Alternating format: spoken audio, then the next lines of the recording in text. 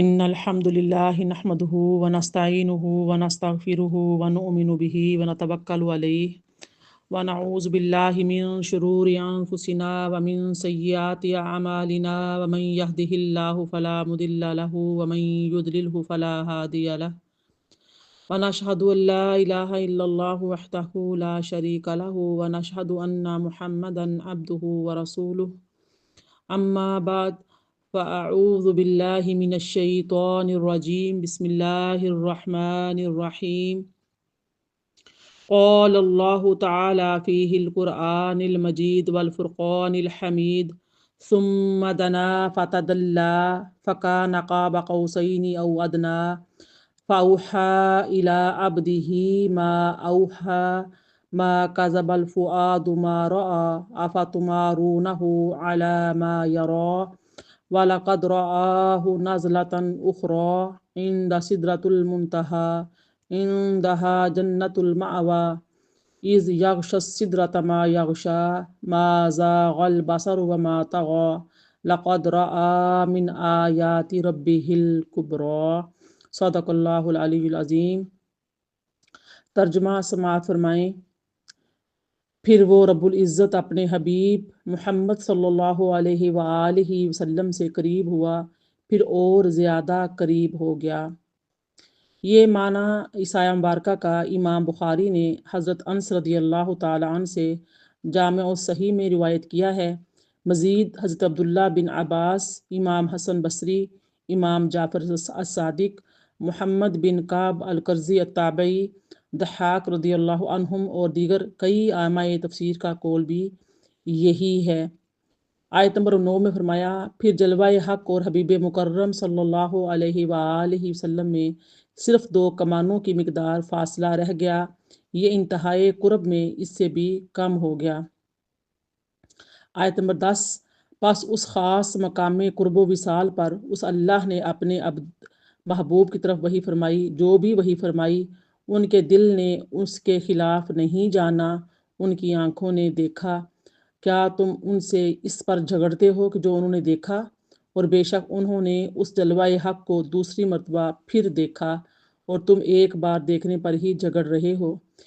اس آیہ مبارکہ جو آیہ نمبر 13 ہے، وَلَقَدْ رَآهُ نَزْلَةً أُخْرَى، اس کا یہ جو معنی میں نے بیان کیا ہے ترجمہ، اس کا معنی حضرت ابن عباس رضی اللہ تعالی عنہ، ابو ذر غفاری، اکرمہ التابعی، حسن بصری التابعی، محمد بن کعب القرظی التابعی، ابو العالیہ الریاحی التابعی، عطا بن ابی رباح التابعی، کعب الاحبار التابعی، امام احمد بن حنبل اور امام ابو الحسن اشعری رضی اللہ عنہم اور دیگر ائمہ کے اقوال پر ہے۔ آیت نمبر 14 فرمایا، عند سدرۃ المنتہا، سدرۃ المنتہا کے قریب، اسی کے پاس جنت المأویٰ ہے، اور جب نور حق کی تجلیات سدرۃ المنتہا کو بھی ڈھانپ رہی تھیں جو کہ اس پر سایہ فگن تھیں۔ یہ معنی بھی امام حسن بصری رضی اللہ تعالیٰ عنہ اور دیگر ائمہ کے اقوال پر کیا گیا ہے۔ ترجمہ آیت نمبر 16 کا۔ آیت نمبر 17 دیکھیے، ما زاغ البصر وما طغی، اور ان کی آنکھ نہ کسی اور طرف مائل ہوئی اور نہ حد سے بڑھی، جس کو تکنا تھا اسی پر جمی رہی۔ بے شک انہوں نے معراج کی شب اپنے رب کی بڑی نشانیاں دیکھیں۔ سبحان اللہ۔ رب اشرح لی صدری ویسر لی امری واحلل عقدۃ من لسانی یفقہوا قولی۔ اللہم افتح علینا حکمتک وانشر علینا رحمتک یا ذا الجلال والاکرام، آمین یا رب العالمین۔ میری پیاری بہنوں، السلام علیکم ورحمۃ اللہ وبرکاتہ۔ میں نے آپ کے سامنے سورہ النجم کی آیت نمبر 8 سے لے کر 18 تک کی تلاوت کی ہے اور ترجمہ سنایا ہے۔ سورہ نجم جیسے کہ آپ کے علم میں ہے 27ویں پارے میں ہے۔ آپ دیکھیے یہاں پر جو فرمایا کہ پھر وہ یعنی کہ نبی کریم صلی اللہ علیہ وسلم اللہ کے قریب ہوئے اور بھی زیادہ قریب ہو گئے، اور اتنا قریب کہ پھر 2 کمانوں کی مقدار فاصلہ رہ گیا، ٹھیک ہے، یا اس سے بھی کم، فَكَانَ قَابَ قَوْسَيْنِ أَوْ أَدْنَىٰ۔ آپ دیکھیے کہ اس آیت میں قاب قوسین اور قابہ کا جو معنی آیا ہے، مقدار اور جو قوسین ہے یہ قوس کا تثنیہ ہے، یعنی کہ قوسین، قوس ایک کو کہتے ہیں، تو قوسین جو ہوتا ہے وہ دو کو کہا جاتا ہے۔ تو یہ قوس کا معنی ہے کمان، اور اس میں تین جو مضاف ہیں وہ محذوف کیے گئے ہیں، اور اس کا معنی ہے وہ دو کمانوں کی مقدار کی مسافت کے مثل قریب ہو گئے۔ یہ اس کا ظاہری معنی ہے، اور اس سے مراد ہے کہ اللہ کا اپنے نبی کو انتہائی قرب عطا کرنا ہے، اور اس سے قرب مسافت مراد نہیں ہے۔ ٹھیک ہے، مسافت نہیں ہے، کتنا، یعنی کہ اللہ پاک کے قریب ہو گئے، ہم سمجھ رہے ہیں کہ پتہ نہیں جیسے بہت قریب، جیسے دو دوستیں آپس میں مل کر بیٹھ جاتی ہیں، ایک دوسرے کے ساتھ جڑ کے لگ کے بیٹھ جاتی ہیں۔ جو ہماری جو جسمانی ایک حیت ہے نا، تو ہم سوچتے ہیں کہ شاید اس طریقے سے ہم اس معنی میں لیتے ہیں۔ یہ اللہ رب العزت کو کی شان ہے، اس کے علم میں ہے کہ اس نے نبی کریم صلی اللہ علیہ وآلہ وسلم کو کتنا قرب عطا فرمایا، وہ قرب کیسا تھا، کس شان پر تھا، کس مقام پر تھا۔ اس میں جو مفسرین کرام ہیں ان کا اختلاف ہے کہ کون کس کے قریب ہوا۔ حضرت علامہ ماوردی جو ہیں وہ کہتے ہیں کہ اس مسئلے کو، یعنی کہ اس مسئلے میں تین اقوال ہیں۔ ایک یہ ہے کہ حضرت ابن عباس رضی اللہ تعالی عنہما نے فرمایا کہ حضرت جبرائیل امین اللہ عز و جل کے قریب ہوئے۔ محمد بن کعب کہتے ہیں کہ سیدنا محمد صلی اللہ علیہ وآلہ وسلم اپنے رب کے قریب ہوئے۔ حضرت جبریل امین سیدنا محمد صلی اللہ علیہ وسلم کے قریب ہوئے۔ یہ تین اقوال ہیں۔ امام فخر الدین رازی، قاضی بیضاوی اور علامہ اسماعیل حقی کا مختار یہ ہے کہ حضرت جبرائیل سیدنا محمد صلی اللہ علیہ وسلم کے قریب ہوئے۔ یہ ان کا جو مختار تیسرا قول ہے۔ اس طرح سے کعبہ قوسین جو ہے، اس کے بارے میں امام رازی وہ فرماتے ہیں کہ یہ آیت محاورہ عرب کے موافق ہے۔ بہت اہم پوائنٹس یہاں پہ سمجھنے والے ہیں۔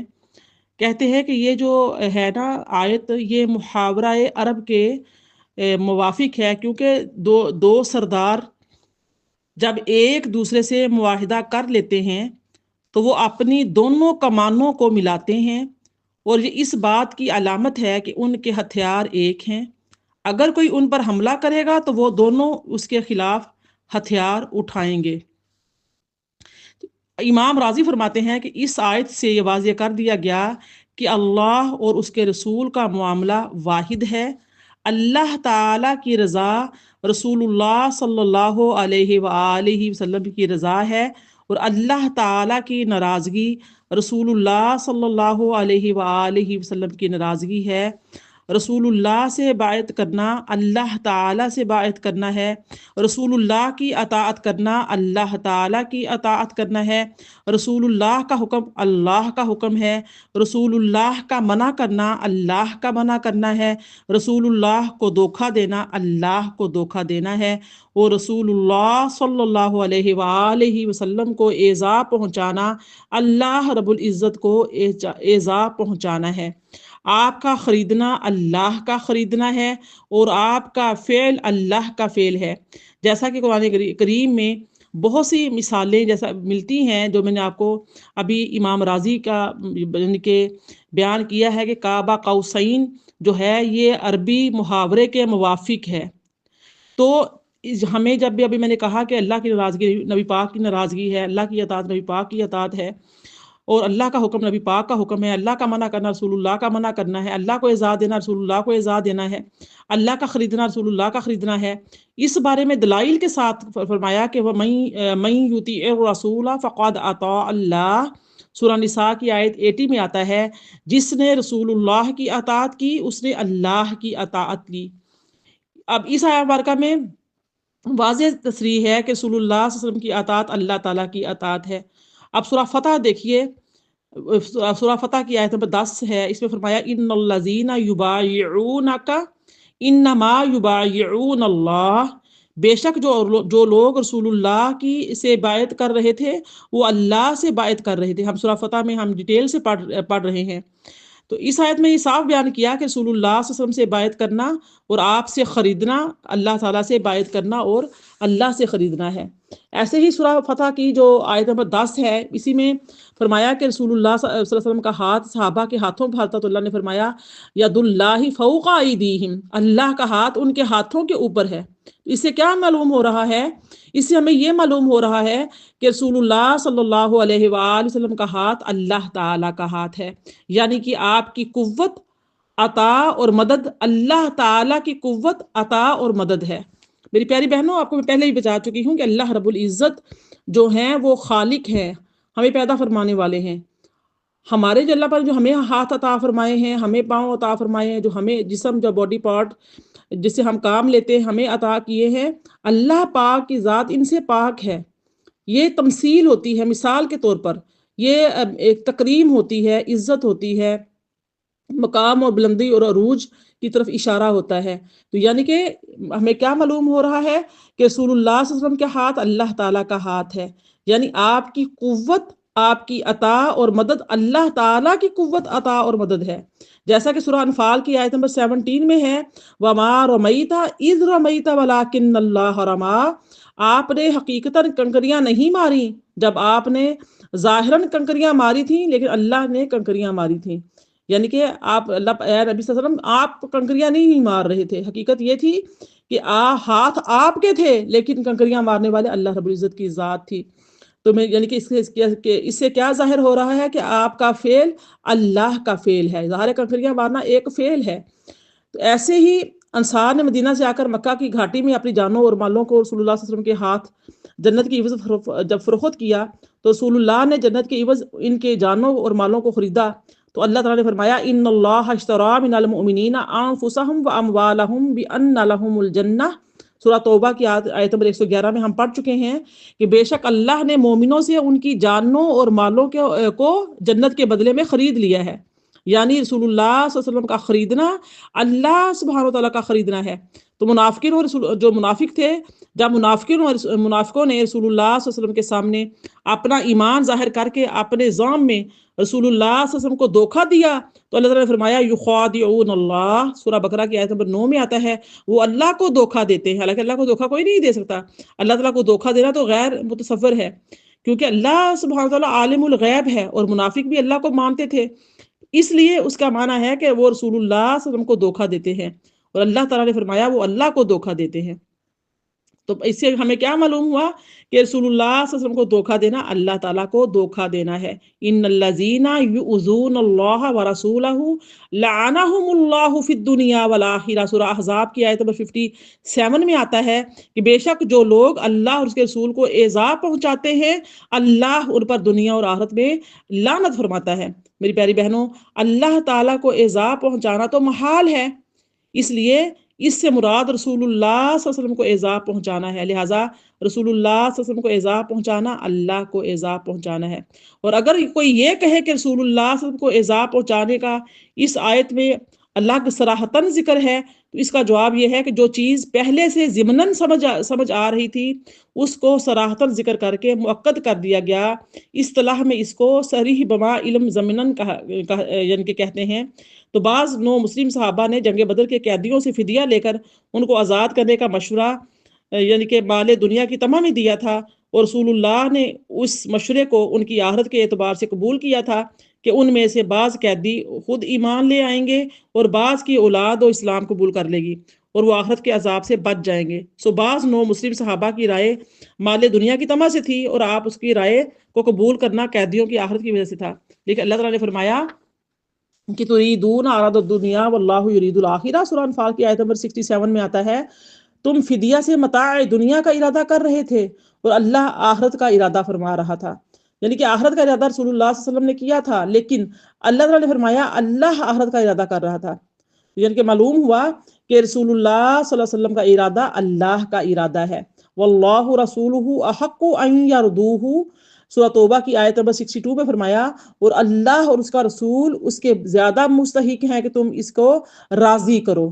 اب دیکھیں اس آیت میں اللہ اور رسول دونوں کا ذکر فرمایا ہے، یرضوہ، اس میں جو ضمیر ہے وہ واحد ذکر کی گئی ہے، یرضوہ ہو کی جو ضمیر ہے یہ واحد ہے، ٹھیک ہے، اور اس سے مراد کیا ہے، متنبع فرمایا کہ اللہ اور اس کے رسول کی رضا واحد ہے، اور رسول کی رضا کو راضی کرنا اللہ کو راضی کرنا ہے۔ پھر سورہ توبہ کی آیت نمبر 74 میں فرمایا وما ناقموا الا ان اغناہم اللہ ورسولہ من فضلہ، ان منافقوں کو صرف یہ ناگوار ہوا کہ اللہ اور اس کے رسول نے ان کو اپنے فضل سے غنی کر دیا۔ اب دیکھیے اس آیت میں بھی، اس آیت مبارکہ میں اگر غور کریں کہ اللہ اور اس کے رسول دونوں کا ذکر فرمایا ہے، من فضلہ، اب دیکھیں اس میں ضمیر واحد کا ذکر ہے، ٹھیک ہے، ضمیر کیا ہے؟ واحد ہے، تو اس میں یہ تنبیہ ہے، فرمائی کہ اللہ اور اس کے رسول کا فضل واحد ہے، اور رسول اللہ صلی اللہ علیہ وسلم کا فضل کرنا اللہ ہی کا فضل فرمانا ہے۔ تو پھر آئے دیکھیے سورہ حجرات کی آیت نمبر 1 میں فرمایا لا تقدموا بین یدی اللہ ورسولہ، اللہ اور رسول پر سبقت نہ کرو اور ان سے آگے نہ بڑھو۔ میری پیاری بہنوں، اللہ پر سبقت کرنا اور اس سے آگے بڑھنا تو محال ہے، انسان سوچ ہی نہیں سکتا۔ اللہ پر سبقت کون لے جا سکتا ہے؟ کون آگے بڑھ سکتا ہے؟ اس کا تو تصور بھی نہیں ہو سکتا، اور منع اس کام سے کیا جاتا ہے جس کا کرنا متصور ہوتا ہے۔ اس لیے اللہ پر سبقت کرنے سے مراد ہے اس کے رسول پر سبقت کرنا۔ اس آیت میں یہ بتایا کہ رسول اللہ سے سبقت کرنا اللہ تعالی سے سبقت کرنا ہے۔ پھر تاکید کے لیے صراحتاً فرمایا کہ اس کے رسول سے سبقت نہ کرو، یعنی کہ لا تقدموا بین یدی اللہ ورسولہ۔ اب دیکھو یہاں پر میں نے آپ کے سامنے 11 آیتیں جو ہیں وہ پیش کی ہیں، جن سے واضح ہو گیا کہ اللہ تعالیٰ اور رسول اللہ صلی اللہ علیہ وسلم کا معاملہ واحد ہے، اور اسی چیز کو قاب قوسین او ادنا کی مثال سے واضح کیا گیا ہے۔ یہ دونوں کمانیں انتہائی قریب ہیں، جس طرح دو قبیلوں کے سردار اپنی کمانوں کو ملا کر یہ بتاتے ہیں کہ ایک سے صلح دوسرے سے صلح ہے، ایک سے جنگ دوسرے سے جنگ ہے، اور ایک سے خیانت دوسرے سے خیانت ہے، ایک سے معاہدہ دوسرے سے معاہدہ ہے، ایک سے عہد شکنی دوسرے سے عہد شکنی ہے، کیونکہ دونوں کے ساتھ معاملہ واحد ہے۔ اسی طرح رسول اللہ صلی اللہ علیہ وسلم سے صلح اللہ تعالیٰ سے صلح کرنا ہے، اور آپ سے جنگ کرنا اللہ تعالیٰ سے جنگ کرنا ہے، آپ سے خیانت کرنا اللہ تعالیٰ سے خیانت کرنا ہے، آپ سے معاہدہ کرنا اللہ تعالیٰ سے معاہدہ کرنا ہے، اور آپ سے عہد شکنی کرنا اللہ تعالیٰ سے عہد شکنی کرنا ہے۔ اور قاب قوسین سے یہ مقصود نہیں ہے کہ اللہ اور اس کے رسول اس قدر قریب ہو گئے کہ دونوں میں کوئی فاصلہ ہی نہ رہا۔ دیکھیے اللہ اللہ ہے اور بندہ بندہ ہے، یہ فاصلہ کم نہیں، یہ فاصلہ کافی نہیں، اس پر تو بحث ہے ہی نہیں۔ یہ کم نظری ہے، کم ذہنی ہے، دلوں کی تنگی ہے، جو اس کو شرک پہ کفر پہ پانی کہاں کہاں پہ لے جاتے ہیں، منہ میں جھاگ نکل رہی ہوتی ہے، اچھل کود رہے ہوتے ہیں اس بات کو ثابت کرنے کے لیے کہ ہو شرک کر دیا، ہو کفر کر دیا۔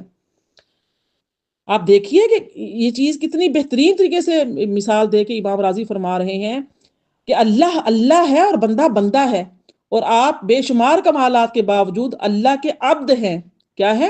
عبد ہیں۔ ہم کہتے ہیں عبدہ و رسولہ، ہم سب سے پہلے کہتے ہیں نا اشہد اللہ الہ الا اللہ وحدہ لا شریک لہ واشہد ان محمدا عبدہ و رسولہ۔ جب ہم نے یہ کہہ دیا کہ ہم گواہی دیتے ہیں کہ اللہ تعالیٰ ہی وحدہ لا شریک ہے، اور محمد صلی اللہ علیہ وسلم اللہ کے عبد ہیں، اللہ کے بندے اور اس کے رسول ہیں، جب ہم نے یہ کہہ دیا تو شرک کی جڑ کٹ گئی۔ نبی کریم صلی اللہ علیہ وسلم نے فرمایا کہ مجھے میری امت سے شرک کا کوئی خوف نہیں ہے، خوف ہے تو دنیا داری میں لگ جانے کا خوف ہے۔ آج ہم دنیا داری میں لگ گئے ہیں، اس کو ہم نہیں سمجھتے کچھ بھی، لیکن شرک ہمارے اندر نہیں۔ اللہ پاک کے نبی نے فرما دیا کہ مجھے شرک کا کوئی خوف نہیں۔ آپ ہر طرح کے شرک و کفر سے اپنے معاشرے کو پاک کر کے چلے گئے، اس کے باوجود ہم آپس میں لڑ رہے ہیں۔ فرماتے ہیں کہ کعبہ قوسین سے یہ مقصود نہیں ہے کہ اللہ اور اس کے رسول اس قدر قریب ہو گئے کہ دونوں میں کوئی فاصلہ ہی نہ رہا، کیونکہ اللہ اللہ ہے اور بندہ بندہ ہے، اور آپ بے شمار کمالات کے باوجود اللہ کے عبد اور اس کے بندے ہیں۔ اس لیے کعبہ قوسین میں رسول اللہ صلی اللہ علیہ وسلم کی قوس اور اللہ عز و جل کی قوس سے مقصود یہ ہے کہ اللہ اور اس کے رسول میں اس قدر قرب ہے کہ دونوں کے ساتھ معاملہ واحد ہے۔ سبحان اللہ، کتنی پیاری مثال۔ مفسرین اور محدثین نے اس آیت کا یہ معنی بھی بیان کیا ہے کہ سیدنا محمد صلی اللہ علیہ وآلہ وسلم اللہ کے اتنے قریب ہو گئے جیسے ایک کمان کے دوسرے ایک دوسرے کے قریب ہوتے ہیں، بلکہ اس سے بھی زیادہ، اور اصل میں عبارت یہ ہے کہ کعبی قوسین، لیکن اس معنی میں کافی جو ہے تکلف کا دخل ہے۔ کعب کا معنی کمان کا سرا بھی ہوتا ہے، اس آیت کا محمل یہ نہیں ہے کہ اللہ اور اس کے رسول صلی اللہ علیہ وسلم میں کوئی فاصلہ نہ رہا، یا اللہ اور رسول گڈمڈ یعنی کہ مکس ہو گئے، ایک ہو گئے، بالکل ایسا نہیں۔ کئی بار میں یہ بتا چکی ہوں، بار بار بتا رہی ہوں، اس کا محمل یہ ہے کہ نبی صلی اللہ علیہ وسلم کی کوس کی تجلیات رب العزت کی کوس کے جلووں میں گم ہو گئیں، اور آپ فنا فی ذات کے مرتبہ سے واصل ہو گئے، جیسا کہ علامہ آلوسی نے بعض اللہ والوں سے نقل کیا ہے۔ یا اس کا محمل یہ ہے کہ آپ کا اللہ سے انتہائی قرب اور آپ کے مرتبے کی تکریم اور آپ کے درجے کی تعظیم کو بیان کرنا، جیسا کہ قاضی ایاز مالکی نے بیان کیا ہے۔ یا اس کا محمل یہ بیان کرنا ہے کہ اللہ کے ساتھ اور آپ کے ساتھ معاملہ واحد جیسا ہے، جیسا کہ میں پہلے بھی بیان کر چکی ہوں۔ میری پیاری بہنوں، اب دیکھیے کہ علامہ ابن جریر نے بھی پہلے دو قول ذکر کیے ہیں، اور مقدم جو ہے پہلے قول کو رکھا ہے۔ پہلے دو قول کون سے ہیں کہ شب معراج اللہ تعالیٰ نے نبی صلی اللہ علیہ وسلم کی طرف بالمشافہ اور بلا واسطہ وحی کی۔ حضرت ابن عباس سے فرمایا کہ حضرت جبرائیل علیہ السلام نے نبی صلی اللہ علیہ وسلم کی طرف وہ وحی کی جو ان کی طرف اللہ تعالیٰ نے وحی کی تھی۔ حضرت عائشہ رضی اللہ تعالیٰ نے حضرت بصری اور قتادہ نے کہا اللہ تعالیٰ نے حضرت جبرائیل کی طرف وحی کی جو بھی وحی کی تھی۔ اب اس میں کہتے ہیں جو پہلا قول ہے وہ ہے کہ شب معراج اللہ تعالیٰ نے نبی صلی اللہ علیہ وسلم کی طرف بالمشافہ اور بلا واسطہ وحی کی۔ فرماتے ہیں کہ وہ جو پہلا قول ہے وہ مقدم ہے۔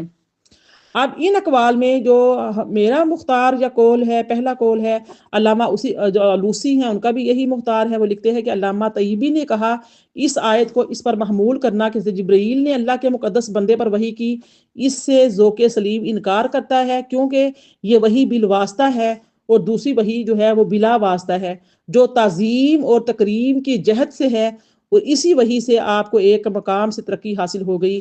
امام جعفر صادق سے روایت ہے کہ جب اللہ کے حبیب اللہ سے غایت قریب میں پہنچے تو آپ پر بہت زیادہ ہیبت طاری ہوئی، تو اللہ تعالیٰ نے اس کی ازالہ کے لیے آپ پر انتہائی لطف و کرم فرمایا، اور وہ اللہ تعالیٰ کا یہ ارشاد ہے فَأَوْحَا إِلَىٰ عَبْدِهِ مَا أَوْحَا، سورہ نجم کی آیت 10 ہے۔ پھر اللہ نے اپنے مقدس بندے کی طرف وحی فرمائی جو بھی وحی فرمائی۔ میری پیاری بہنوں، گویا جو ہونا تھا وہ ہوا، اور حبیب نے اپنے حبیب سے وہ کہا جو ایک حبیب دوسرے حبیب سے کہتا ہے، ایک دوست ایک دوسرے دوست سے کہتا ہے، اور آپ سے وہ راز کی باتیں کی جو راز ایک حبیب اپنے حبیب سے کہتا ہے۔ پس دونوں نے اس راز کو مخفی رکھا، اور ان کے راز و نیاز پر کوئی بھی مطلع نہیں ہوا، کسی کو بھی اس کی کوئی خبر نہیں دی گئی۔ اللہ جانے، اللہ کے رسول صلی اللہ علیہ وآلہ وسلم جانے۔ فَأَوْحَا إِلَىٰ عَبْدِهِ مَا أَوْحَا، آیت 10، پس اس خاص مقام قرب و وصال پر اس اللہ نے اپنے عبد محبوب کی طرف وحی فرمائی جو بھی وحی فرمائی۔ آیت نمبر 11 دیکھیے، ما کذب الفؤاد ما رعا، ان کے دل نے اس کے خلاف نہیں جانا، ان کی آنکھوں نے دیکھا۔ افتمارونہ علی ما یرا، کیا تم ان سے اس پر جھگڑتے ہو کہ جو انہوں نے دیکھا۔ اب دیکھیں کہ اس آیت کے جو نمبر 11 ہے اس کے بارے میں علامہ ابو الحسن علی بن محمد الموردی اس آیت کی تفسیر میں لکھتے ہیں کہ اس آیت میں الفؤاد کا جو لفظ ہے اس کا معنی ہے دل، اور دل کی تفسیر میں دو قول آئے ہیں۔ دل سے مراد صاحب دل، دل والا، اور جسم کو دل سے اس لیے تعبیر فرمایا ہے کہ دل جسم کا قطب ہے اور اس پر مدار حیات ہے۔ ظاہر انسان کی زندگی دل سے ہے، دل ختم تو انسان ختم۔ اس سے مراد دوسرا قول یہ ہے کہ اس سے مراد خود دل یعنی ذہن اور دماغ ہے، کیونکہ وہی تمام افکار، نظریات اور معتقدات کا محل ہے۔ اور قلب کی تکذیب نہ کرنے کی تفصیل کے بھی دو قول آتے ہیں۔ ایک یہ ہے کہ آنکھوں نے جو کچھ دیکھا، دماغ نے اس کے خلاف وہم پیدا نہیں کیا۔ ہم بھی ہوتا ہے کوئی چیز ظاہر دیکھ رہے ہوتے، دل میں کچھ اور وہم آ رہے ہوتے ہیں، جو آنکھوں نے دیکھا وہی دل نے بھی گواہی دی، وہم کوئی پیدا نہیں ہوا۔ جیسا کہ انسان دور سے ریگستان میں دوپہر کو چمکتی ہوئی ریت کو دیکھتا ہے تو دماغ میں یہ وہم پیدا ہوتا ہے کہ یہ پانی ہے، حالانکہ وہ محض کیا ہوتا ہے، سیراب ہوتا ہے، وہ سراب کی طرح ہوتا ہے، چمکتا ہوا روڈ، چمکتی ہوئی ریت نظر آ رہی ہوتی ہے، لگتا ہے پانی ہے۔ جب مسافر اس کے قریب پہنچتا ہے تو کیا ہوتا ہے کہ وہ آنکھوں کا دھوکا ہوتا ہے۔ لہٰذا یہاں پر ایسا سین کوئی نہیں تھا، آنکھوں نے جو کچھ دیکھا دماغ نے اس کا انکار نہیں کیا، اور آنکھوں نے جو کچھ دیکھا اس کی تفسیر میں 5 اقوال آتے ہیں۔ حضرت ابن عباس رضی اللہ تعالی عنہما نے فرمایا کہ نبی کریم صلی اللہ علیہ وسلم نے شب معراج کو بیداری میں اپنے رب کو اپنے سر کی آنکھوں سے دیکھا۔ سدی کہتے ہیں کہ آپ نے خواب میں اپنے رب کو دیکھا، جیسا کہ سنن ترمذی میں یہ حدیث مبارکہ ہے کہ مجھے نیند آئی، پھر گہری نیند آ گئی، پھر میں نے اپنے رب کو بہت حسین صورت میں دیکھا۔ سنن ترمذی، مسند احمد۔ محمد بن کعب نے کہا، جو تیسرا قول ہے، کہ آپ نے سوال کیا یا رسول اللہ کیا آپ نے اپنے رب کو دیکھا؟ تو آپ نے فرمایا ہاں، میں نے اپنے رب کو اپنے سر کی آنکھوں سے 2 مرتبہ دیکھا ہے۔ پھر آپ نے یہ آیت تلاوت فرمائی، ما کذب الفؤاد ما رأى، سورہ نجم کی آیت نمبر 11۔ حضرت ابن عباس رضی اللہ تعالیٰ عنہ بیان کرتے ہیں کہ نبی صلی اللہ علیہ وسلم نے اپنے رب کو اپنے دل سے دیکھا۔ حسن بصری کہتے ہیں کہ نبی صلی اللہ علیہ وسلم نے اپنے رب کو اپنے رب کے جلال کو دیکھا۔ اور ابو العالیہ نے روایت کیا ہے کہ رسول اللہ صلی اللہ علیہ وسلم سے اس آیت کے متعلق سوال کیا گیا تو آپ نے فرمایا میں نے دریا کو دیکھا، اور میں نے دریا کے پار حجاب کو دیکھا، اور میں نے حجاب کے پار نور کو دیکھا، میں نے اس کے سوا نہیں دیکھا۔ اس بارے میں 5واں قول حضرت ابن مسعود رضی اللہ تعالی عنہما کا ہے، فرماتے ہیں کہ آپ نے حضرت جبریل علیہ السلام کو ان کی اصل صورت میں 2 بار دیکھا۔ حضرت ابن مسعود رضی اللہ تعالیٰ بیان کرتے ہیں کہ نبی صلی اللہ علیہ وسلم نے فرمایا میں نے سدرۃ المنتہا کے پاس حضرت جبریل کو دیکھا، ان کے 600 پر تھے، ان کے پر سے جواہر، موتی اور یاقوت جھڑ رہے تھے۔ علامہ ابن الجوزی اس کی تفسیر میں صرف پہلا اور 5واں قول نقل کیا ہے۔ امام فخر الدین محمد بن عمر رازی اس آیت کی تفسیر میں لکھتے ہیں کہ آپ نے جو دیکھا، اس کی تفسیر میں 2 قول ہیں۔ آپ نے اپنے رب کو دیکھا، آپ نے حضرت جبرائیل کو دیکھا، آپ نے اپنے رب کی نشانیاں دیکھیں۔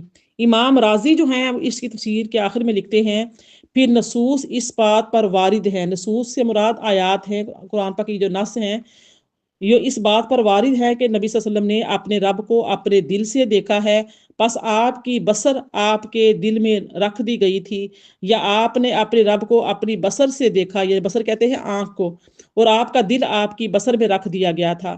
اور یہ کیوں نہیں ہو سکتا؟ کیونکہ اہل سنت کا مذہب یہ ہے کہ بندے کا دیکھنا اللہ کے ارادے سے ہوتا ہے، بندے کی قدرت سے نہیں ہوتا۔ پس جب اللہ تعالی بصر کے ذریعے سے کسی چیز کا علم پیدا کرتا ہے تو اس کو رویت کہتے ہیں، اور جب وہ کسی چیز کا علم دل کے ذریعے سے پیدا کرتا ہے تو اس کو معرفت کہتے ہیں۔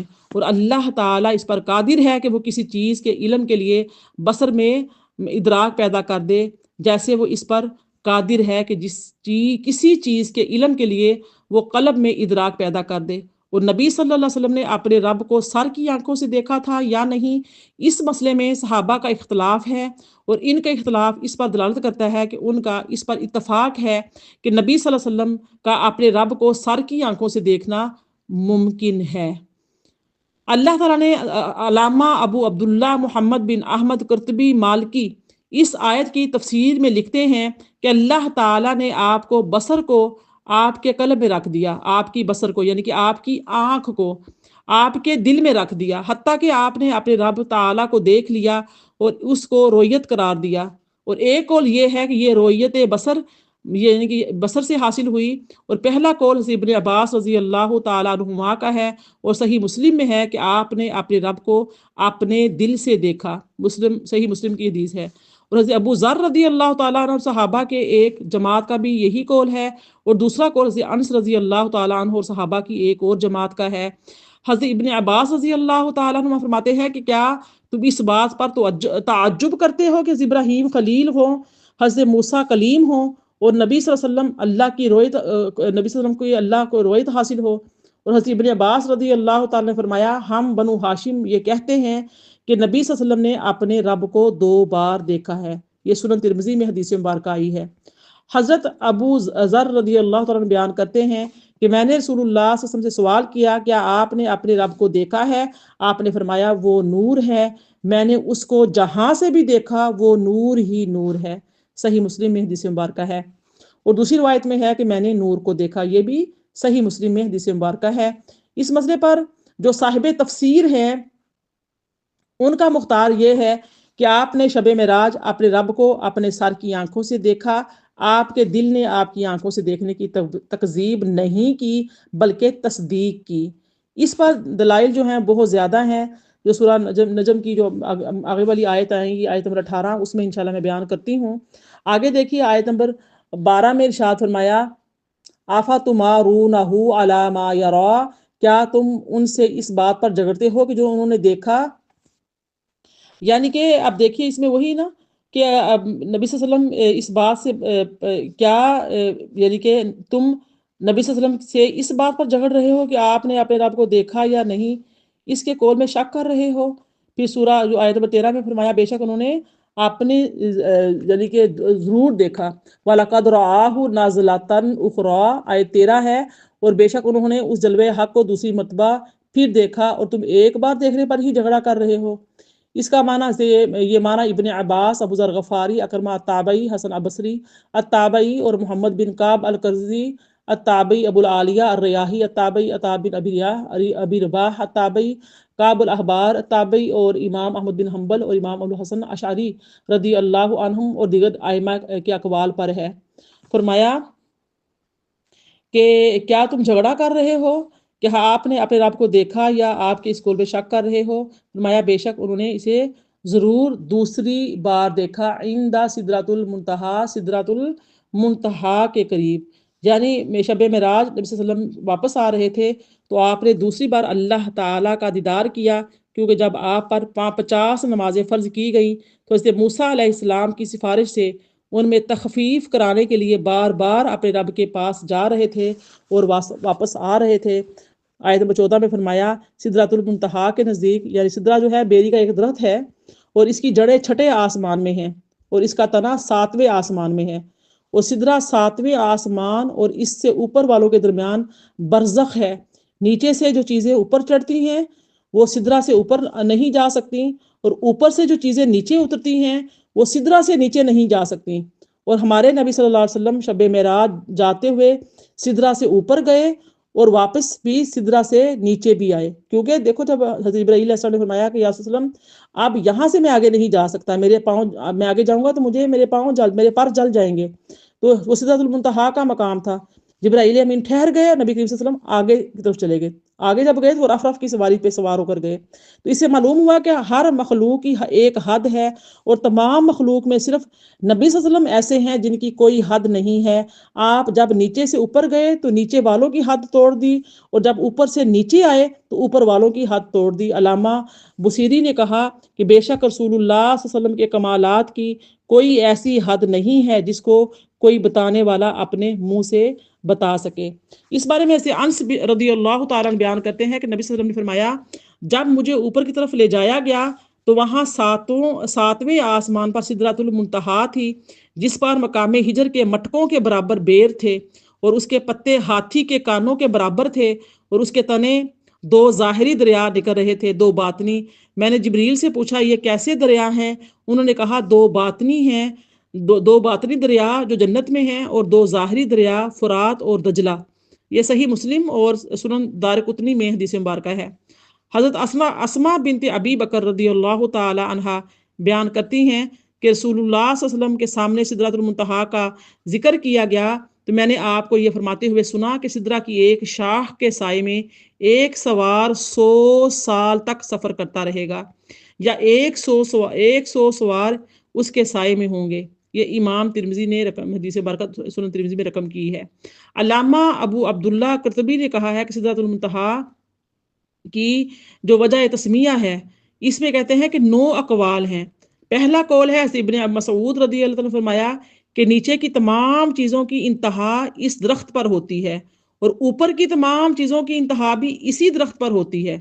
اس طرح سے دوسرا قول سے ابن عباس رضی اللہ تعالیٰ عنہما ہے، آپ فرماتے ہیں کہ تمام نبیوں کے علوم کی انتہا سدرہ پر ہو جاتی ہے، اور اس کے پار کی چیزوں کا علم ان سے غائب ہے۔ دہاق کہتے ہیں کہ اعمال کے اوپر چڑھنے کی انتہا سدرہ پر ہوتی ہے، اور یہاں سے ان کو وصول کر لیا جاتا ہے۔ چوتھا قول ہے حضرت کعب نے کہا کہ ملائکہ اور عام انبیاء کی انتہا سدرہ پر ہے۔ ربیع بن انس نے کہا کہ ارواح شہداء کی انتہا سدرہ پر ہے۔ اس میں یہ اشکال ہے کہ شہداء کی روحیں جنت کی کیاریوں میں چرتی ہیں اور عرش کی کندیلوں میں لٹکی ہوئی ہوتی ہیں۔ اور نمبر 6 پر جو ہے وہ کہتے ہیں، چھٹا جو قول ہے قتادہ کا، وہ کہتے ہیں کہ ارواح مومنین کی انتہا سدرہ پر ہے۔ اور 7واں قول حضرت علی المرتضیٰ رضی اللہ تعالیٰ عنہ نے فرمایا کہ نبی صلی اللہ علیہ وسلم کی سنت اور آپ کے منہاج کی موافق چلنے والے ہر شخص کی انتہا جو ہے وہ سدرہ پر ہوتی ہے۔ اور 8واں قول کعب کا ہے، وہ فرماتے ہیں کہ اس درخت کو کی بلند شاخوں کی انتہا حاملین عرش کے سروں کے اوپر ہے، اور وہیں مخلوق کے علوم کی انتہا ہوتی ہے، جیسا کہ اس سے پہلے گزر چکا ہے کہ اس درخت کی جڑیں چھٹے آسمان میں ہیں اور اس کا تنا 7ویں آسمان میں ہے۔ 9واں قول یہ ہے کہ جو سدرہ تک پہنچ گیا وہ اپنے کمالات کے انتہا تک پہنچ گیا۔ سبحان اللہ۔ اب دیکھیے آیت نمبر 15 میں فرمایا عندہا جنت المأوا، اسی کے پاس جنت المأوا ہے۔ اب ماوا کا معنی ہے رجوع کرنے کی جگہ، پناہ حاصل کرنے کی جگہ، ٹھکانہ۔ جنت الماوا کے بارے میں بھی اقوال ہیں۔ پہلا قول حضرت حسن بصری رضی اللہ تعالیٰ نے کہا، فرمایا کہ یہ وہ جنت ہے جس میں متقین جائیں گے، یعنی کہ جنت الماوا ہے۔ دوسرا قول حضرت ابن عباس رضی اللہ تعالیٰ عنہ کا نقل کیا گیا ہے، فرماتے ہیں کہ یہ وہ جنت ہے جس میں ارواح شہداء ٹھہرتی ہیں۔ اور ایک تیسرا قول جو ہے وہ یہ ہے کہ یہ وہ جنت ہے جس میں حضرت آدم علیہ السلام ٹھہرے تھے حتیٰ کہ آپ وہاں سے زمین پر آئے، اور یہ جنت 7ویں آسمان میں ہے۔ ایک قول یہ ہے کہ یہ وہ جنت ہے جس میں تمام مومنین کی ارواح ٹھہرتی ہیں، اور اس کو جنت المأوا اس لیے کہتے ہیں کہ یہ ارواح مومنین کا مسکن ہے، رہنے کی جگہ ہے، اور یہ عرش کے نیچے ہے، پس وہ روحیں جنت کی نعمتوں سے بہرہ اندوز ہوتی ہیں اور اس کی خوشبو سے شاد کام ہوتی ہیں۔ 5واں قول یہ ہے کہ جنت حضرت جبریل اور میکائیل کا مسکن ہے، یعنی کہ جنت المأوا۔ نمبر 16 میں فرمایا اذ یغش سدرات ما یغشا، جب نور حق کی تجلیات سدرات المنتہا کو بھی ڈھانپ رہی تھیں جو کہ اس پر سایہ فگن تھیں۔ یہ معنی بھی امام حسن بصری رضی اللہ تعالی عنہ اور دیگر ائمہ کرام کے اقوال پر ہے کہ جب نور حق کی تجلیات سدرات المنتہا کو بھی ڈھانپ رہی تھیں۔ آپ دیکھیے کہ اس بارے میں حضرت ابن عباس رضی اللہ تعالی عنہ اور حضرت ابن مسعود رضی اللہ تعالی عنہم اور ان کے اصحاب اور دہاق نے کہا کہ وہ سونے سے بنے ہوئے پروانے ہیں، جیسا کہ صحیح مسلم میں حضرت ابن مسعود سے روایت ہے کہ رسول اللہ جب سدرہ پر پہنچے تو اس کو سونے کے بنے ہوئے پروانوں نے ڈھانپ رکھا تھا۔ وہاں آپ کو 3 چیزیں دی گئیں، آپ کو 5 نمازیں دی گئیں، سورہ بقرہ کی آخری آیات دی گئیں، اور آپ کی امت میں سے ہر اس شخص کو بخش دیا گیا جس نے شرک نہیں کیا۔ سبحان اللہ۔ اللہ پاک ہم سب کو شرک سے محفوظ فرمائے، رات کو سورہ بقرہ کی تلاوت کر کے سونے کی توفیق عطا فرمائے، اور اللہ پاک ہمیں 5 ٹائم کی نمازوں کی پابندی اور اس کی حفاظت کرنے کی توفیق عطا فرمائے، آمین۔ پھر حسن بصری فرماتے ہیں کہ سدرہ کو رب العالمین کے نور نے ڈھانپا، پس وہ روشن ہو گئی۔ الکشیری جو ہے وہ کہتے ہیں کہ رسول اللہ سے سوال کیا گیا کہ کس چیز نے سدرہ کو ڈھانپ لیا؟ آپ نے فرمایا سونے کے پروانوں نے، یعنی سونے کی دھات سے بنے ہوئے پروانوں نے۔ بہقی کی ایک روایت میں ہے کہ سدرہ کو اللہ کے نور نے ڈھانپ لیا حتیٰ کہ اب کوئی اس کی طرف دیکھنے کی طاقت نہیں رکھتا۔ ربیع بن انس نے کہا کہ سدرہ کو رب العالمین کے نور نے ڈھانپ لیا اور اس پر فرشتے ہیں جیسے پرندے درخت پر ہوتے ہیں۔ اور ابن زید نے نبی صلی اللہ علیہ وسلم سے روایت کیا ہے کہ نبی صلی اللہ علیہ وسلم نے فرمایا میں نے دیکھا کہ سدرہ کو سونے سے بنے ہوئے پروانوں نے ڈھانپ رکھا ہے، اور میں نے دیکھا کہ ہر پتے پر ایک فرشتہ کھڑا ہوا اللہ تعالیٰ کی تسبیح کر رہا ہے، اور اللہ تعالیٰ نے فرمایا اذ یغش السدرۃ ما یغشا، کیا فرمایا اللہ پاک نے؟ جب نور حق کی تجلیات سدرات المنتہا کو بھی ڈھانپ رہی تھیں۔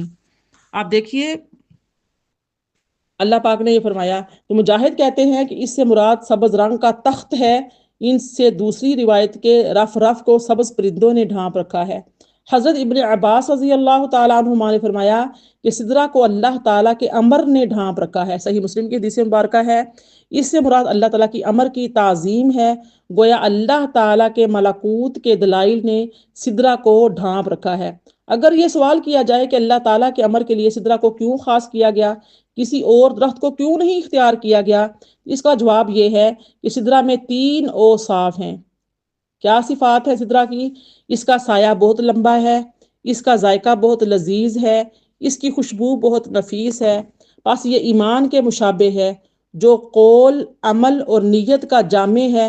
اس کا سایہ بمنزلہ ایمان لانے کے بعد اعمال صالح ہے، اس کا سایہ ایمان لانے کے بعد اعمال صالح کی نیت ہے، اور اس کی خوشبو ایمان لانے کے بعد اس کا قول اور اظہار ہے۔ امام ابو داؤد نے حضرت عبداللہ بن حبشی رضی اللہ تعالیٰ سے روایت کیا ہے کہ جس شخص نے بیری کے درخت کو کاٹ ڈالا، اللہ تعالیٰ اس کے سر کو جہنم میں نیچے کر دے گا۔ یہ سنن ابو داؤد میں حدیث مبارکہ ہے، یعنی کہ بیری کے درخت کو بے جا کاٹنا اتنا شدید اللہ تعالیٰ کے غضب کا باعث ہے کہ اللہ تعالیٰ جہنم میں اس بندے کے سر کو جہنم میں نیچے کرے گا، یعنی کہ جیسے سر کے بل کسی کو گرا دینا یا کھڑا کر دینا۔ امام ابو داؤد نے اس کا معنی بیان کرتے ہوئے فرمایا کہ جو شخص بیری کے اس درخت کو جنگل میں بے فائدہ اور ظلمن کاٹ دے گا جس کے سائے میں مسافر اور جانور بیٹھتے ہیں، اللہ تعالیٰ دوزخ میں اس کے سر کو نیچے کر دے گا۔ اب دیکھیے، سوچئے، جب عام بیری کے درخت کی عظمت یہ ہے تو سدرۃ المنتہا کی عظمت کا کیا عالم ہوگا۔ اب آگے دیکھیے، فرمایا ما زاغ البصر وما طغى، اور ان کی آنکھ نہ کسی اور طرف مائل ہوئی اور نہ حد سے بڑی، جس کو تکنا تھا اسی پر ہی جمی رہی۔ اب دیکھیے، ما زاغ البصر کا جو معنی ہے کہ آپ کی جو نظر ہے منحرف نہیں ہوئی۔ ابن بحر نے کہا ہے کہ آپ کی نظر کم نہیں ہوئی۔ وما طغى کا معنی ہے آپ کی نظر حق سے متجاوز نہیں ہوئی، آپ کی نظر حد سے بڑی نہیں، یعنی آپ کی نظر ادراک کرنے سے عاجز نہیں ہوئی، اور نہ اس نے تخیل سے واقعے کے خلاف زیادہ وہم کیا ہے، یعنی رسول اللہ صلی اللہ علیہ وسلم کی نظر دائیں بائیں نہیں ہوئی اور نہ زیادہ ہوئی نہ متجاوز کی، نہ یعنی کہ حد سے بڑی۔ امام فخر الدین محمد بن عمر رازی وہ فرماتے ہیں کہ ظہور نور کے وقت نبی صلی اللہ علیہ وسلم کی نظر ادھر ادھر ہٹی، نہ نور سے متجاوز ہوئی۔ اس کے برخلاف جب کوئی شخص سورج کو دیکھتا ہے تو اس کی نظر بے اختیار ادھر ادھر ہو جاتی ہے، اور آپ نے اتنے عظیم نور کو دیکھا اور آپ کی نظر ادھر ادھر نہیں ہوئی۔ آپ دیکھیے، یہ امام فخر الدین محمد بن عمر رازی فرما رہے ہیں۔ علامہ سید محمود آلوسی فرماتے ہیں کہ نبی صلی اللہ علیہ وسلم کی نظر جنت اور اس کے زیب و زینت کی طرف مڑی اور نہ دوزخ اور اس کے ہولناک عذاب کی طرف گئی، بلکہ آپ صرف اللہ عز و جل کی ذات کو دیکھنے میں محو اور مستغرق رہے۔ سہل بن عبداللہ تستری کہتے ہیں کہ نبی صلی اللہ علیہ وسلم کی نظر شب معراج اپنی ذات میں الوہیت کے دلائل کی طرف متوجہ ہوئی، نہ اس رات کی عظیم نشانیوں کی طرف ملتفت ہوئی، بلکہ آپ صرف اپنے رب کی ذات کا مشاہدہ کرتے رہے اور اپنے رب کی صفات کا مطالعہ کرتے رہے۔ علامہ اسماعیل حقی وہ فرماتے ہیں کہ اس آیت سے اس بات پر استدلال کیا گیا ہے کہ نبی صلی اللہ علیہ وسلم نے اپنے رب کو بیداری میں سر کی آنکھوں سے دیکھا تھا، کیونکہ اگر آپ نے اپنے رب کو اپنے قلب سے دیکھا ہوتا تو اللہ تعالیٰ یوں فرماتا ما زاغ قلب محمد وما طغى، محمد کا قلب نہ بہکا نہ کج ہوا صلی اللہ علیہ وآلہ وسلم۔ اس کے برخلاف اللہ تعالیٰ نے فرمایا آپ کی بصر نہ بہکی، یعنی کہ آپ کی آنکھ نہ بہکی اور نہ کج ہوئی، اور بصر سر کی آنکھوں کو کہتے ہیں۔ اس سے واضح ہوا کہ نبی صلی اللہ علیہ وسلم نے بیداری میں اپنے سر کی آنکھ سے اپنے رب کو دیکھا۔ البقلی رحمۃ اللہ علیہ نے کہا کہ نبی صلی اللہ علیہ وسلم نے شب معراج اپنے رب کو دو بار دیکھا ہے، اور یہ دوسری بار دیکھنے کا ماجرا ہے، کیونکہ جب آپ نے پہلی بار اپنے رب کو دیکھا تو وہاں اللہ تعالیٰ کی ذات کے سوا اور کچھ نہ تھا، اس لیے وہاں یہ نہیں فرمایا کہ ما زاغ البصر وما طغى، سورہ نجم کی آیت نمبر 17، آپ کی بصر ادھر ادھر متوجہ ہوئی اور نہ اللہ تعالیٰ کی ذات کو دیکھنے سے متجاوز ہوئی، بلکہ اسی کی ذات کو دیکھنے میں محو اور مستغرق ہو رہی۔ اور جب آپ نے دوسری بار واپسی کے بعد اللہ رب العزت کو دیکھا تو آپ کے سامنے جنت، دوزخ اور دیگر عجیب و غریب نشانیاں بھی تھیں، لیکن آپ اور کسی طرف متوجہ نہیں ہوئے، بلکہ صرف اسی کی ذات کو ٹک ٹکی باندھ کر لگاتار دیکھتے رہے۔ اب سورہ نجم کی آیت نمبر 18 اور آج کے اس کی میرے خیال میں آخری آیت مبارکہ ہی ہے، آگے مضمون چینج ہو جائے گا تو ہم اسی کو مکمل کرتے ہیں۔ فرمایا لَقَدْ رَأَىٰ مِنْ آیَاتِ رَبِّهِ الْكُبْرَىٰ، بے شک انہوں نے معراج کی شب اپنے رب کی بڑی نشانیاں دیکھیں۔ اب دیکھیے، حضرت ابن مسعود نے کہا کہ آپ نے دیکھا کہ سونے سے بنے ہوئے پروانوں نے سدرۃ المنتہا کو ڈھانپ لیا تھا۔ حضرت ابن مسعود کا دوسرا قول یہ ہے کہ آپ نے جبرائیل کو ان کی اصل صورت میں دیکھا کہ انہوں نے اپنے پروں سے افق کو گھیر لیا تھا۔ حضرت ابن مسعود رضی اللہ تعالیٰ کا تیسرا قول یہ ہے کہ آپ نے جنت کے رف رف یعنی کہ سبز رنگ کے تخت کو دیکھا۔ علامہ اسماعیل بن محمد حنفی جو ہے وہ لکھتے ہیں کہ آپ نے شب معراج ان علامات اور دلائل کو دیکھا جو اللہ تعالیٰ کی کمال و قدرت اور اس کی دوسری بلند صفات پر دلالت کرتی ہیں اور جن کو دیکھ کر دیکھنے والا متعجب ہوتا ہے، یعنی عالم ملک اور شہادت اور عالم الغیب اور جبروت۔ آپ دیکھیے یہ تمام جو ہیں اقوال ملتے ہیں، ہمیں اس بات کی دلیل دیتے ہیں، مختلف اقوال ہیں۔ اکرمہ جو ہیں اس بارے میں بیان کرتے ہیں کہ حضرت ابن عباس رضی اللہ تعالیٰ عنہ نے فرمایا کہ نبی صلی اللہ علیہ وسلم نے اپنے رب کو یعنی کہ دیکھا۔ میں نے کہا کیا اللہ تعالیٰ نے یہ نہیں فرمایا لا تدرکہ الابصار وہو یدرک الابصار، سورہ انعام کی آیت 103 ہے، آنکھیں اس کو نہیں دیکھ سکتی اور وہ آنکھوں کو دیکھتا ہے۔ اس پر حضرت ابن عباس رضی اللہ عنہ نے فرمایا یہ اس وقت ہوگا جب وہ اپنے اس نور سے تجلی فرمائے گا جو اس کا خاص نور ہے، یعنی غیر متناہی نور جس کی انتہا ہی نہیں۔ آپ نے اپنے رب کو 2 مرتبہ دیکھا ہے۔ کون کہہ رہا ہے؟ ابن عباس فرما رہے ہیں، ایک بار رب کے پاس جاتے ہوئے اور ایک بار واپس آتے ہوئے۔ سنن ترمذی، مسند احمد، موجب الکبیر میں یہ حدیث مبارکہ رقم کی گئی ہے۔ حضرت ابن عباس اس کے راوی ہیں۔ طبرانی کی روایت میں یہ الفاظ ہیں کہ اس وقت ہوگا جب وہ اس کیفیت کے ساتھ تجلی فرمائے گا جس کے سامنے کوئی بصر قائم نہیں رہ سکتی۔ یہ موجب الکبیر کی حدیث مبارکہ ہے۔ اکرمہ بیان کرتے ہیں کہ ابن عباس رضی اللہ تعالیٰ عنہ نے فرمایا نبی صلی اللہ علیہ وسلم نے اپنے رب تبارک و تعالیٰ کی طرف نظر سے دیکھا۔ اکرمہ کہتے ہیں میں نے ابن عباس رضی اللہ تعالیٰ عنہما سے کہا آیا نبی صلی اللہ علیہ وسلم نے اپنے رب کو نظر سے دیکھا؟ انہوں نے کہا ہاں۔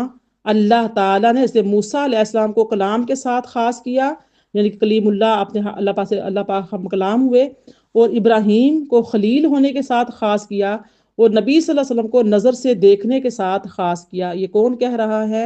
حضرت ابن عباس کہہ رہے ہیں۔ حضرت ابو ذر رضی اللہ تعالیٰ بیان کرتے ہیں کہ میں نے رسول اللہ صلی اللہ علیہ وسلم سے سوال کیا کیا آپ نے اپنے رب کو دیکھا ہے؟ آپ نے فرمایا وہ نور ہے، جس نے اس کو جہاں سے بھی دیکھا وہ نور ہی نور ہے۔ سبحان اللہ۔ صحیح مسلم اور سنن ترمذی میں حدیث مبارکہ ہے۔ عبداللہ بن شقیق بیان کرتے ہیں کہ میں نے حضرت ابو ذر رضی اللہ تعالیٰ سے کہا اگر میں نے رسول اللہ صلی اللہ علیہ وسلم کی زیارت کی ہوتی تو میں آپ سے ضرور سوال کرتا۔ تو حضرت ابو ذر نے کہا تم کس چیز کے متعلق سوال کرتے؟ انہوں نے کہا میں آپ سے یہ سوال کرتا کہ کیا آپ نے اپنے رب کو دیکھا ہے؟ حضرت ابو ذر رضی اللہ تعالیٰ نے کہا میں نے آپ سے یہ سوال کیا تھا تو آپ صلی اللہ علیہ وسلم نے فرمایا میں نے نور دیکھا۔ صحیح مسلم کی حدیث مبارکہ ہے۔ امام ابن مردیہ نے حضرت ابن عباس رضی اللہ تعالیٰ سے روایت کیا ہے کہ نبی صلی اللہ علیہ وسلم نے اپنے رب کو اپنی سر کی آنکھوں سے دیکھا۔ امام طبرانی، امام ابن مردیہ نے حضرت ابن عباس رضی اللہ تعالیٰ سے روایت کیا ہے کہ سیدنا محمد صلی اللہ علیہ وسلم نے اپنے رب کو 2 بار دیکھا ہے، ایک مرتبہ آنکھوں سے اور ایک مرتبہ دل سے دیکھا ہے۔ میری پیاری بہنوں، یہ تو تھا اس کا ترجمہ جو میں نے آپ کے سامنے بیان کیا۔ اس کی آج کی آخری بیان کرتی ہوں میں امام ابو عبداللہ بن محمد بن احمد قرطبی مالکی کے حوالے سے۔ وہ لکھتے ہیں کہ عبداللہ بن حارث نے بیان کیا کہ حضرت ابن عباس اور حضرت ابی بن قعب رضی اللہ عنہم کی ملاقات ہوئی۔ حضرت ابن عباس نے کہا ہم بنو ہاشم یہ کہتے ہیں کہ نبی صلی اللہ علیہ وسلم نے اپنے رب کو 2 مرتبہ دیکھا ہے۔ پھر حضرت ابن عباس رضی اللہ تعالیٰ نے کہا کیا تم اس پر تعجب کرتے ہو کہ خلت حضرت ابراہیم کے لیے ہو اور کلام حضرت موسیٰ کے لیے اور دیدار نبی صلی اللہ علیہ وسلم کے لیے ہو؟ پھر حضرت ابی بن قعب نے بہت بلند آواز سے کہا اللہ اکبر، حتیٰ کہ پہاڑ گونج اٹھے، یعنی کہ اتنا ان کو یعنی کہ وجدانی کیفیت ہوتی نا، اتنے ولولے سے، اتنی جوش سے اور اتنے ایمان کے ساتھ انہوں نے کہا کہ اللہ اکبر، اللہ پاک قادر ہے، اللہ بڑا ہے، جو چاہتا ہے فرماتا ہے۔ اللہ پاک نے موسیٰ علیہ السلام سے کلام فرمایا، اللہ پاک نے اب حضرت ابراہیم علیہ السلام کو اپنا خلیل بنایا، خلیل اللہ کا لقب عطا کیا، اور اس کے بعد اللہ پاک نے نبی پاک صلی اللہ علیہ وسلم کو اپنا دیدار کروایا۔ اس پر حضرت قعب کہتے ہیں اللہ اکبر۔ پھر حضرت ابن عباس نے کہا اللہ تعالیٰ نے رویت اور کلام کو سیدنا محمد صلی اللہ علیہ وآلہ وسلم اور حضرت موسیٰ علی نبینا علیہ السلام کے درمیان تقسیم کر دیا۔ اور امام عبدالرزاق نے روایت کیا ہے کہ حسن بصری اللہ کی قسم کھا کر کہتے تھے کہ نبی صلی اللہ علیہ وسلم نے اپنے رب کو دیکھا ہے، اور بعض متکلمین نے اس قول کو حضرت ابن مسعود سے بھی روایت کیا ہے، اور امام ابن اسحاق نے روایت کیا ہے کہ مروان نے سے ابو ہریرہ رضی اللہ تعالیٰ سے سوال کیا، کیا سیدنا محمد صلی اللہ علیہ وسلم نے اپنے رب کو دیکھا؟ انہوں نے کہا ہاں۔ آپ کو یاد ہونا چاہیے کہ حضرت ابو ہریرہ رضی اللہ تعالیٰ عنہ ایسے صحابی ہیں جن سے کثرت کے ساتھ احادیث جو ہے وہ مروی ہیں۔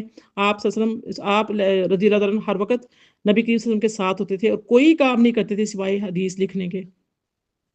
آپ نے کیا فرمایا کہ ہاں، اور نقاش نے امام احمد بن حنبل سے روایت کیا ہے، انہوں نے کہا میں نے حضرت ابن عباس کی حدیث کے مطابق کہتا ہوں کہ رسول اللہ نے اپنی آنکھوں سے اپنے رب کو دیکھا ہے۔ وہ بار بار کہتے رہے کہ آپ نے اپنی آنکھوں سے اپنے رب کو دیکھا ہے، حتیٰ کہ امام احمد بن حنبل کا سانس منقطع ہو گیا۔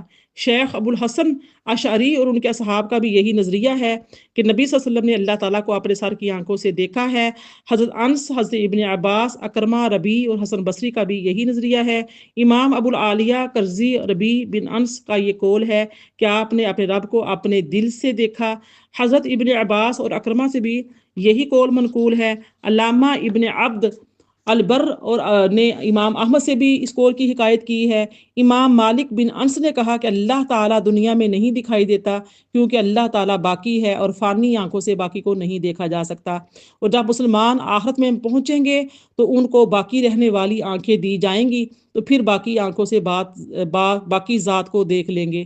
قاضی ایاز نے کہا یہ عمدہ کلام ہے، اس دلیل کا یہ مطلب نہیں ہے کہ اللہ تعالیٰ کو دیکھنا محال ہے، بلکہ اس کا معنی یہ ہے کہ دیکھنے والوں کی اس دنیا میں قدرت ضعیف ہے، کمزور ہے، اور اللہ تعالیٰ اپنے بندوں میں سے جس کو چاہے اتنی قدرت عطا فرما دے کہ وہ اللہ تعالیٰ کے دیدار کا بوجھ اٹھا سکیں، تو اس کے حق میں اللہ تعالیٰ کی رؤیت ممتنع نہیں ہے۔ سبحان اللہ۔ یہ تو قول تھا، انشاءاللہ اللہ تعالیٰ نے چاہا تو انشاءاللہ بشرط زندگی بشرط صحت آیت نمبر 19 سے آغاز کریں گے۔ اللہ پاک سے دعا ہے کہ اللہ پاک ہمیں حق اور سچ کو سمجھنے کی توفیق عطا فرمائے، اور ہر طرح کے فتنے اور فساد سے اللہ پاک ہمیں محفوظ و مامون فرمائے، ہماری ایمان کی حفاظت فرمائے۔ وما علیہ الا البلاغ المبین۔ ربنا تقبل منا انک انت السمیع العلیم وتب علینا انک انت التواب الرحیم۔